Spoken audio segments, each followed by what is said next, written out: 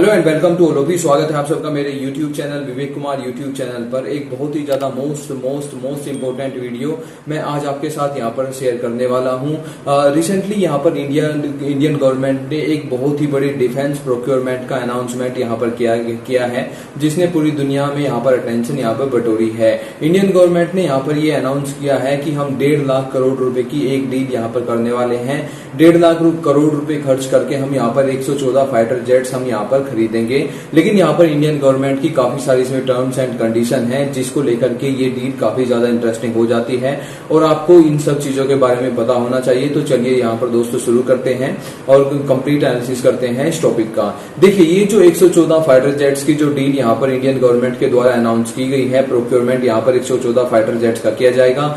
उसमें से यहाँ पर इंडियन गवर्नमेंट ने कहा है कि 96 जो फाइटर जेट्स हैं वो इंडिया में ही यहाँ पर बनाए जाएंगे, यानी कि कोई भी डिफेंस कंपनी है वो उसको यहाँ पर 96 फाइटर जेट यहाँ पर इंडिया में ही मैन्युफैक्चर करने पड़ेंगे। और 18 फाइटर जेट्स जो हैं, जो कंपनी जिस भी देश की वो कंपनी होगी जिसको फाइनलाइज किया जाएगा, वहां से हम 18 फाइटर जेट्स रेडी कंडीशन में यानी कि फ्लाई अवे कंडीशन में हम वहां से इंपोर्ट कर लेंगे। 96 यहाँ पर बनाए जाएंगे। ये डील यहाँ पर 3 चरणों में यहाँ पर पूरी की जाएगी। फर्स्ट यहाँ पर 18 फाइटर जेट्स यहाँ पर इंपोर्ट किए जाएंगे और दूसरा जो इसका दूसरे चरण में यहाँ पर क्या होगा, 30 फाइटर जेट्स यहाँ पर बनाए जाएंगे और वो फाइटर जेट्स यहाँ पर इंडिया में ही बनाए जाएंगे।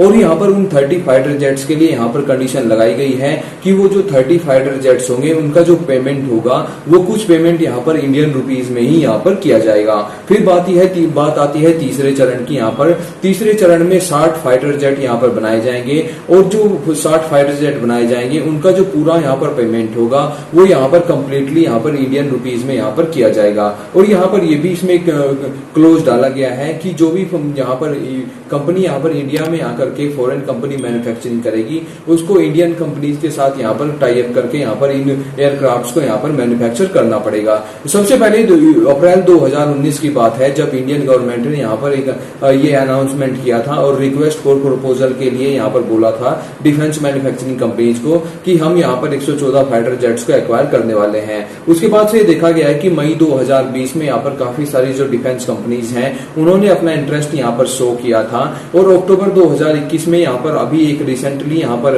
अनाउंसमेंट यहाँ पर इंडियन गवर्नमेंट की तरफ से फिर निकल के आई थी। जो हमारे एयरफोर्स के जो चीफ हैं VR चौधरी, उन्होंने बोला था कि ये जो प्रोक्योरमेंट होगी, जो मेगा डील है, ये इसमें मेक इन इंडिया के तहत इसको यहाँ पर कंप्लीट किया जाएगा। और तभी यहाँ पर ये बात उन्होंने लागू कर दी थी कि ये जो डिफेंस एक्विजिशन प्लान जो होगा, जो DAP ये डील है, इसमें जो हम फाइटर जेट्स यहाँ पर प्रोक्योर करेंगे उन फाइटर जेट्स में 50% जो कंपोनेंट्स होंगे वो मेड इन इंडिया यहाँ पर होने चाहिए। अभी यहाँ पर ये बात सामने आने के बाद यहाँ पर दुनिया की बड़ी बड़ी कंपनी लॉकहीड मार्टिन हो गया, बोइंग हो गया, साब हो गया और रशिया की मिग 35 कंपनी हो गया, डसोल्ट एविएशन हो गया और यूरो फाइटर टाइकून हो गया जो कि यूरोपियन कंट्रीज है। साब एक स्वीडन की कंपनी है जिसने ग्रिपन विमान को बनाया है, काफी एडवांस फाइटर जेट है।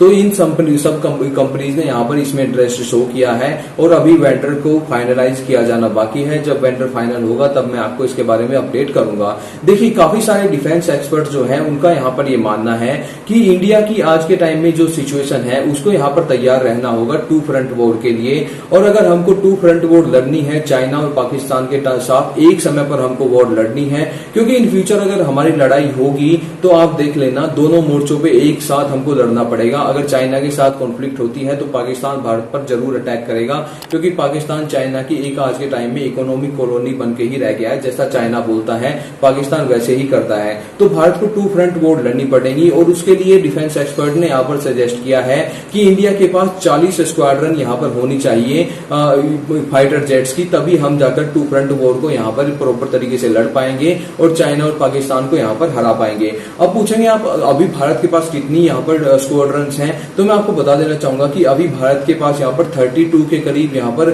फाइटर जेट्स की स्क्वाड्रन्स हैं। और रिसेंटली हमने जो 36 यहाँ पर राफेल जेट्स जो परचेज किए थे उनको भी अगर मिला लें तो 32 स्क्वाड्रन यहाँ पर भारत के पास फाइटर जेट्स की हैं। एक स्क्वाड्रन में यहाँ पर 25 से लेकर 30 या कभी कभी 35 फाइटर जेट्स भी यहाँ पर हो सकते हैं, ये भी आपको पता होना चाहिए।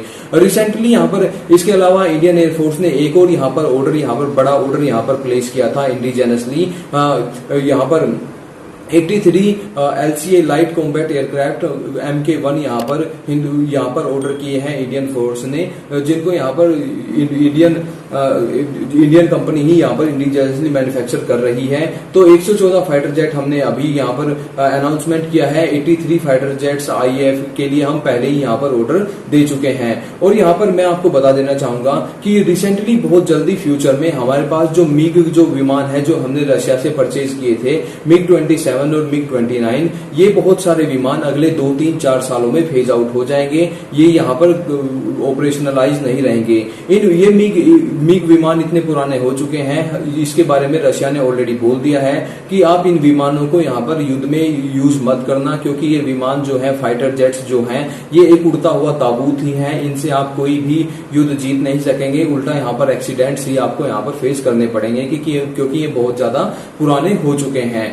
तो सोवियत के टाइम के ये एयरक्राफ्ट्स हैं, तो इसीलिए यहाँ पर ये विमान जल्दी ही फेज आउट होंगे। तब देखा जाएगा कि भारत के पास जो अभी जो 32 स्क्वाड्रंस हैं वो और ज्यादा कम हो जाएंगी, और इन स्क्वाड्रंस का जो हमको नंबर है वो मेंटेन करने के लिए यहाँ पर और हमको बहुत ज्यादा यहाँ पर परचेज इन फ्यूचर करनी पड़ेगी। इसके अलावा हमको अपनी नेवी के लिए भी बहुत सारे फाइटर जेट यहाँ पर परचेज करने पड़ेंगे, क्योंकि हमारा दूसरा एयरक्राफ्ट कैरियर भी यहाँ पर तैयार हो चुका है, और भारत तीसरे एयरक्राफ्ट कैरियर के बारे में भी यहाँ पर सोच रहा है और सोचना पड़ेगा भी। मैं ये बताना चाहूंगा कि अगर इंडियन गवर्नमेंट ने तीसरा एयरक्राफ्ट कैरियर बनाने में यहाँ पर देर की तो यहाँ पर बहुत ज्यादा मुश्किल यहाँ पर आ जाएगी। चाइना ने अपना तीसरा एयरक्राफ्ट कैरियर यहाँ पर अभी इंडक्ट कर लिया है अपनी नेवी में। अभी आज ही की बात है, तीसरा एयरक्राफ्ट कैरियर चाइना अपनी नेवी में इंडक्ट कर चुका है, और इसके अलावा 2 और वो बनाने वाले हैं, और जो वो बनाने वाले हैं नेक्स्ट वो न्यूक्लियर पावर एयरक्राफ्ट कैरियर होंगे। तो भारत को भी अपने नेक्स्ट एयरक्राफ्ट कैरियर्स जो है उन पे काम कर देना चाहिए। और मैं आपको बता देना चाहूंगा कि साउथ चाइना सी के आसपास जो कंट्रीज हैं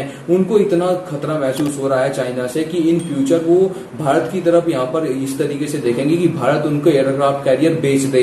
तो भारत को 1 से 2 एयरक्राफ्ट कैरियर यहाँ पर एडिशनल अपने पास रखना चाहिए, ताकि इमीडिएटली अगर किसी कंट्री को यहाँ पर साउथ चाइना सी के आसपास की कंट्री को यहाँ पर एयरक्राफ्ट कैरियर की नीड हो तो भारत उनको एयरक्राफ्ट कैरियर भी बेच पाएगा, और जो इंडो पैसिफिक का आइडिया है उसको यहाँ पर ज्यादा प्रमोट कर पाएगा। साउथ चाइना सी में जो फ्री मूवमेंट है उसको यहाँ पर इससे ज्यादा और बल मिलेगा।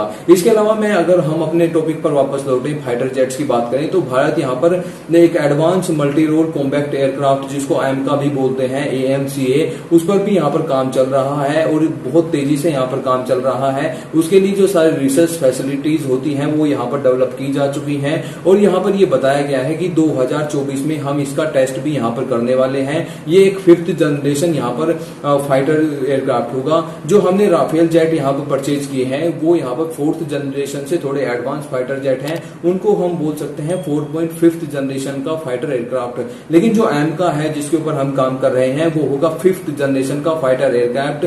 2024 में इसके ट्रायल शुरू होंगे, और अगर बात आप पूछेंगे कि कब इसको जाकर के इंडिया की एयरफोर्स में इंडक्ट किया जाएगा, तो उसमें तो बहुत ज्यादा टाइम यहाँ पर लगने वाला है। करीब 2032 के आसपास या 2030 के आसपास आप यहाँ पर ये मान सकते हैं कि ये एयरक्राफ्ट कैरियर जो है यहाँ पर इंडियन एयरफोर्स को मिलेगा। अगर उससे पहले यहाँ पर आप सोचते हैं कुछ मिरेकल ही हो जाए तो 2028 तक भी हो सकता है कि इस फाइटर एयरक्राफ्ट को हम यहाँ पर अपनी इंडियन एयरफोर्स में हम इंडक्ट कर लेंगे। तो ये था कंप्लीट एनालिसिस इस वीडियो का। आप यहाँ पर क्या सोचते हैं कि जो हम नेक्स्ट जो यहाँ पर जो फाइटर जेट प्रोक्योर करने वाले हैं वो किस कंपनी से होना चाहिए? अमेरिकन कंपनीज भी लाइन में है, यूरोपियन कंपनीज साब और यूरो फाइटर टाइकून भी यहाँ पर लाइन में है, और रशियन कंपनी मिग भी यहाँ पर लाइन में है, और फ्रांस की कंपनी यहाँ पर बहुत लाइन में है। तो आप क्या सोचते हैं कि किस देश के साथ हमारे रिलेशन अच्छे हैं और कौन सा फाइटर जेट हमको यहाँ पर प्रोक्योर करना चाहिए? तो कमेंट करके मुझे जरूर बताइएगा। वीडियो आपको कैसी लगी वो भी कमेंट करके जरूर बताइएगा। Till then thank you very much, bye bye,